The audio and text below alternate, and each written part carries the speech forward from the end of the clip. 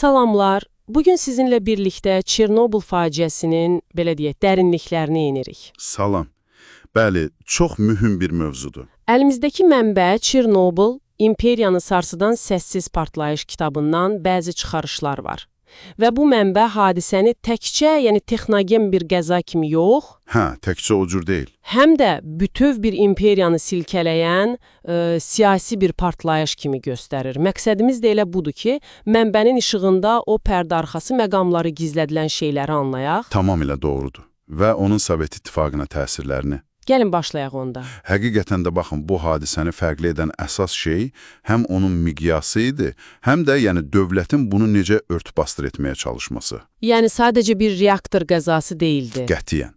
Bu, həm də dərin insan faciələri və siyasi etimadın, demək olar ki, tamamilə yox olması hekayəsidir. Hər şey o məlum tarixdə 1986-cı il aprelin 26-sında başladı.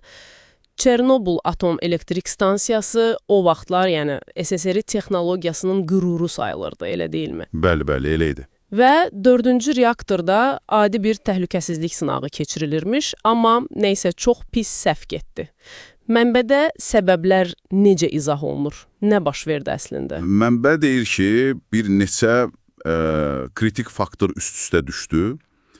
Birincisi, RBMK tipli reaktorun özünün dizaynı qüsurluydu.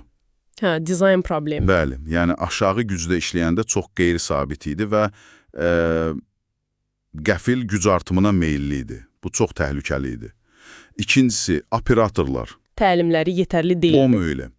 Belə ekstremal vəziyyətlər üçün kifayət qədər hazırlıqlı deyildilər. Üçüncüsü də siyasi təzyiq olub ki, sınağı tez bitirin.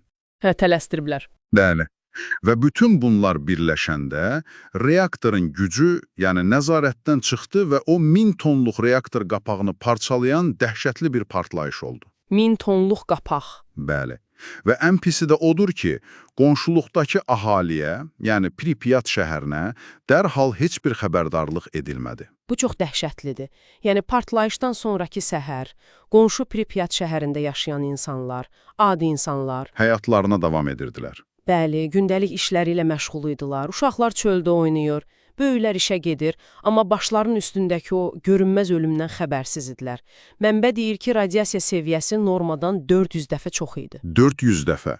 Təsavvür edirsiniz? Ağla sığmazdı. Bəs niyə bu qədər gecikmə oldu? Niyə xəbərdarlıq etmədilər? Tam 36 saatlıq bir radioaktiv səssizlik yaşandı.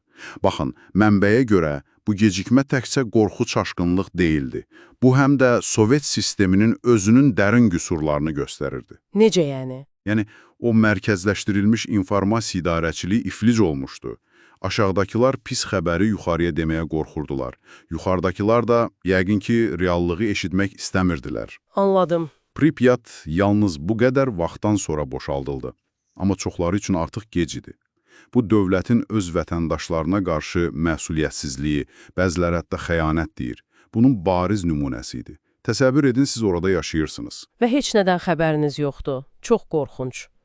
Sonra bu fəlakətin nəticələrini aradan qaldırmaq üçün hökumət böyük bir səfərbərlik elan etdi. Bəli, likvidatorlar.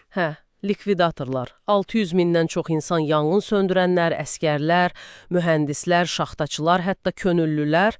Onlara forma verdilər, amma mənbə deyir ki, qoruyucu vasitələr ya yox idi, ya da yararsız idi. Düzdürmü? Bəli, əksər hallarda belə olub. Bu insanlar, inanılmaz fədakarlıq göstərdilər. Bəziləri həftələrlə, günlərlə o açıq reaktorun üstündə, ölümcül radiasiya altında işlədilər. Dəhşətli şəraitdə.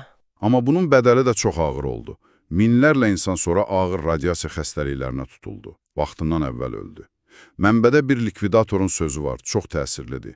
Bilmirdik ki, ölməyə göndərilirik. Bizi qəhrəman etdilər, öləndən sonra. Çox acı sözlərdir. Və o 30 kilometrlik təcrid zonası? Bəli, ölüm zonası. Bu gün də mövcuddur. Və rəsmi sənədlərdə bu insan itkiləri demək olar ki, həmişə azaldılıb, gizlədilib. Deməli, Çernobıl təkcə ətraf mühiti zəhərləmədi, həm də Sovet sisteminin özünü içərdən çürütdü sanki. Mənbə bunun siyasi tərəflərini necə təsvir edir? İnsanlar artıq xarici düşməndən yox, öz dövlətindən qorxmağa başlamışdı. Tamamilə. Baxın, xüsusilə Qərbdə, Skandinaviyada radiasiya buludları aşkarlandıqdan sonra qəzanı tamamilə gizlətmək mümkün olmadı. Hə, artıq dünya bildi. Bəli, və bu SSR-nin beynəlxalq imicinə çox böyük zərbə vurdu. Həm də Qorbaçovun elan etdiyi o glasnost, aşkarlıq siyasəti var idi axı. Bəli, bəli. Bax, onun səmimiliyinə çox ciddi şübhələr yaratdı. İnsanlar başa düşdü ki, hətta yeni rəhbərlik belə həqiqəti tam deməyə hazır deyil ya da istəmir. Mənbədə Qorbaçovun özünün bu hadisə ilə bağlı sonradan nəsə dediyi varmı? Var, bəli. Qorbaçov illər sonra özü də etiraf edib ki, Çernobıl faciəsi Sovet İttifaqının dağılmasını sürətləndirən, yəni əsas səbəblərdən biri oldu. Deməli, birbaşa təsir olub. Çox böyük təsir olub. Çünki bu hadisə insanların sistemə, dövlətə olan o son inam qırıntılarını da məhv elədi.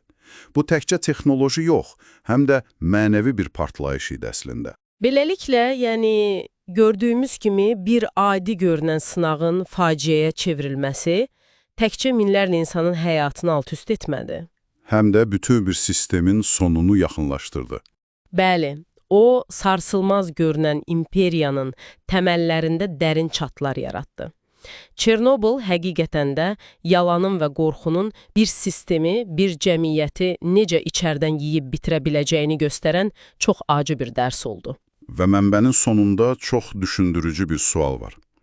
İstərdi ki, bu sualı birbaşa sizə, yəni bizi dinləyənlərə ünvanlayaq. Buyurun. Sual belədir. Əgər tarix həqiqətən də təkrarlanırsa, biz o Çernobıl dərsini əzbərləmişikmi? Yəni, bugün bu qədər informasiya axını içində həqiqəti yalandan ayırmaq üçün nə edirik? Dövlətlərin öz vətəndaşları qarşısındakı məsuliyyəti. Bu barədə bugünkü düşüncələriniz nədir? Həqiqətən də üzərində düşünməyə dəyər bir sualdır və yəqin ki, cavabı heç də asan deyil.